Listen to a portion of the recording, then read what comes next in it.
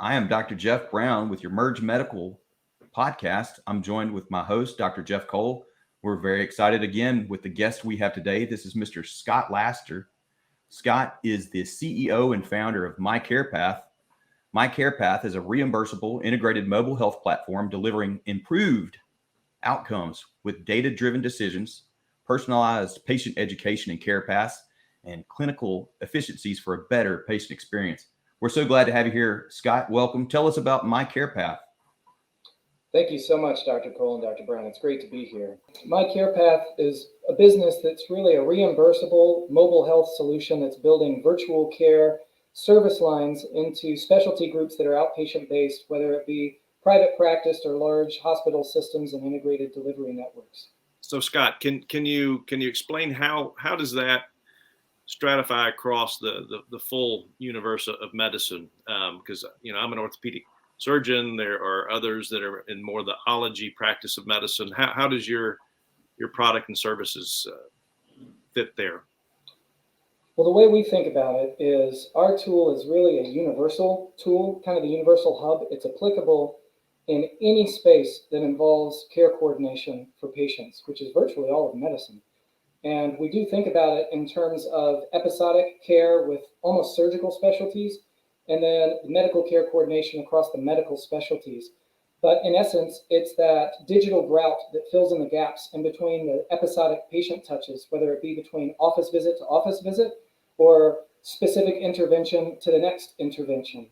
And we want to make sure that the data that's there is actionable, relevant, and reimbursable so that we can help all of our physician partners in the end shift from this one-to-one, I'm building a car and sending it off and hoping it does well, and it takes all my time to do it, way of providing care, to moving it more towards this asynchronous, light touch, new revenue stream that provides a subscription basis on an ongoing basis to help really change the ratio of how you care for your patients to manage the influx of patient volume that's coming in the future. So this is based on new codes that CMS came out with, correct? It is. There's what's called remote physiologic monitoring, or RPM, and remote therapeutic monitoring, RTM, and a little bit other older codes called chronic care management and principal care management, and then a third bucket of codes that are brief behavioral assessments, remote image and video review, and other similar things. And those things all together really are the conglomeration of a virtual care service line that can be delivered. Oftentimes, those CPT codes are things that your staff is doing on an ongoing basis. They're just doing what a lot of nurses I talk to call free care. And so we kind of institutionalize it and then make it efficient to execute, whether with your own staff or with our own clinical services, to then yield the benefit of it. And that benefit looks a little bit differently. It's a per patient per month reimbursement that you can do with your patients that yields somewhere between $105 to $150 each patient each month. And then our business model as a company is to take, not as a percentage, but the easiest way to think of it is directionally 35 to 45% of that reimbursement is what you use to pay us. So the net is there's no upfront fees. You make a new service line that yields new gross revenue and instant profitability to your practice the moment that you stand up a virtual care service line, whether it's your team that you build the processes in or whether it's our team that comes in and does those services for you. I think the way I understand, as you describe, it's the service line. So a practice like mine, we have imaging, MRI. We have separately, we have a PT service line. So you guys would be essentially a plug and play for a practice to basically have offload this and let somebody do it. What I would say, just the best way you possibly can, because we could not internally provide anywhere close to what you're doing. You've hit the nail on the head. We view things as, does it need market development or does it not? So the old adage that I like to use is, if I say Coke, do you know that's a soda?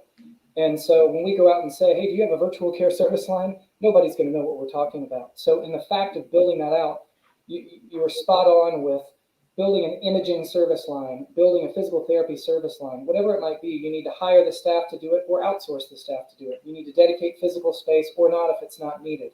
Then you provide that great clinical care and you're able to bill for it.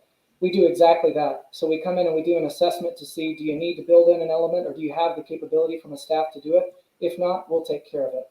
then we go institute that program change, and then we're your collaborative partner in essence in doing this, because we appreciate this is a young space. And I think that's a unique element of our business versus other competitors in the market, where they're good at making a digital tool, but they don't know the complexities of healthcare.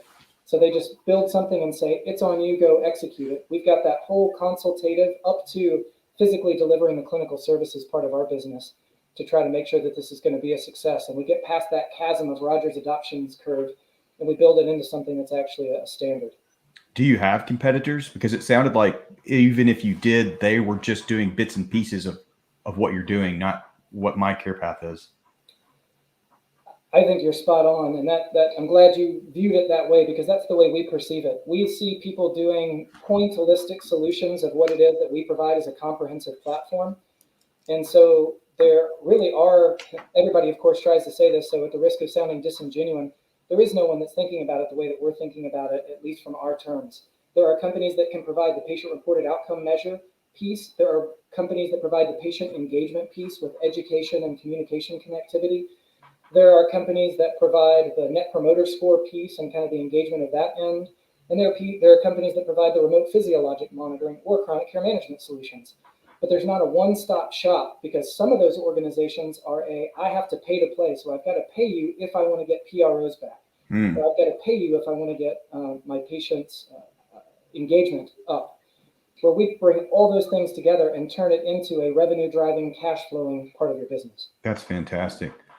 Tell us about the technology and the surrounding patents. So we've been really blessed. Our tech stack, floor to ceiling, has been able to be leveraged by an organization that we have a partnership with. So we own it down to its source code, the ability to license it or sell the source code in the space of healthcare monitoring, which is where we are. So this same tech stack is actually actively being used by enterprise clients like Samsung, Dell, Intel, Facebook/Meta, Google on a global basis. So it's had over 10 billion interactions. So we've been able to, back to the point of health digital, we're the healthcare arm, and we've got a really strong partnership with this organization in the tech space. So what it has yielded is something for the patient, which is either a mobile app or a text-based communication, depending on their level of competency, that provides education, engagement, rewards and gamification, communication, and connected device ecosystem of basic vitals and some niche elements. That's the patient's experience. On the provider side, it centralizes all those data feeds into an actual overview that's a dashboard that's intelligently triaged and brings up clinical decision support, so that when you action this, you can actually action it very efficiently. It's not just saying, here's a bunch of raw data, figure it out. We're saying, here's the information and here's the ones that you need to pay attention to. And it does all the smart notes documentation and efficiency elements for audit support on the back end. And the third component would be for the administration. We've got reporting and different elements so they can actually see the vitality of the program and engage much more meaningfully at an institutional enterprise level. That is fantastic. So if I can summarize, MiCare Path via a remote care platform improves patient care and experience, increases reimbursement to the HCO, that's the healthcare organization, aggregates clinical care data that would ultimately be monetized. There is 0% monetary risk to a practice due to the billing model, where you take a percentage of the increased revenue. Do I have that all correct? Nailed it. That's fantastic. Let's talk just a few numbers. How many specialties or subspecialties you're in? How many verticals would you say that you have? And you've got small clients, I'm sure. Have you landed any larger clients that'll really move things for you? That's an exciting question for us at the point of the business that we're in. We've got virtually 60 different customer groups at present, and that could be as small as a 2-person private practice specialty organization, and as you alluded to, up to the 10th largest hospital system in the U.S. with Advent Health. And we already span coast to coast, from California to New York to Florida, and of course here in Memphis, where our headquarters is, and down in Dallas, where our commercial space is. We've got now roughly $1.5 billion of a recurring revenue. You can think of it as a total addressable market opportunity. So within those client base, if we took every patient, which would never happen, but every patient, and we were able to action them in our virtual care program, that would yield $1.5 billion of annual recurring revenue for our business. So really, we've already done the yeoman's lift. We've got the work. We just need to do all the same store growth to make sure that we penetrate that space as maximally as we can. But we also have a really well-defined engine around our funnel building, and we want to keep that going. So our use of proceeds in this round with the bridge raise is really, we feel we've got the chassis built, the engine built. We just need gas in the tank to really help that engine drive and execute on these elements of commercial growth so that we can get that one step closer to cash flow positive and at least break even on that end. What is your revenue to date?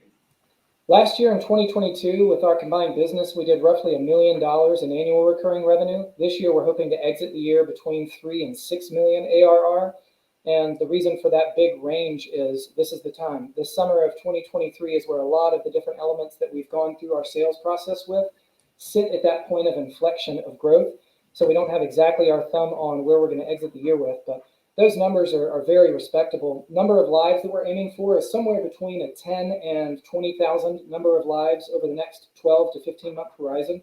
Right in between that is where we hit that break even point off our current use of proceeds and monthly burn element. So that's a big goal for our organization, is to get to exactly that number of patients between 12 and 17,000 lives. We've got a couple of really big fish in the pipeline as well that are of the ilk of the Advent Health and the MiCare organization, the largest rheumatology private practice group in the U.S. that I referenced. And those would obviously help us get to that point. And in the last, I would call it month and a half, we've kicked in another 10% to 12% of our overall patient volume. So the growth clip is really at the base of that inflection point of the hockey stick that everybody projects, but we're right there at that inflection point. Well, congratulations. I've heard it way more than once that the first million is the hardest million to make for a startup. So congratulations on that. Everybody like you that's coming to the platform, it's not just about the investment, but people that will view this will be people that would use the services, not just invest in the funding. So it's just such a win-win. It's just great. Well, I appreciate you being here. This is probably a good time to close. I want to thank everybody for joining us. This is your host, Dr. Jeff Brown, with Merge Medical Podcast. We're here with Scott Laster, MiCare Path, with my co-host, Dr. Jeff Cole, on a beautiful Memorial Day weekend.